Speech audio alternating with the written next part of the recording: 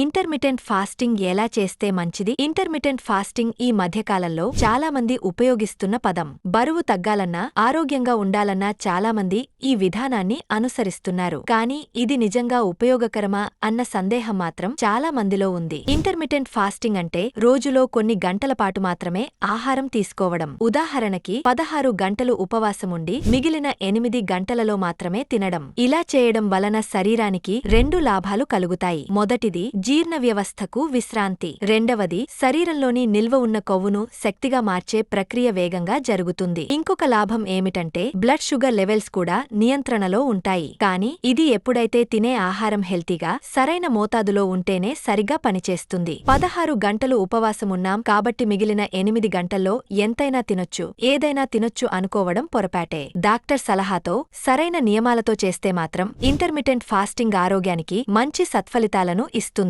ఇలాంటి మరెన్నో ఆసక్తికరమైన సమాచారం కోసం మా ఛానల్ను సబ్స్క్రైబ్ చేసుకోండి.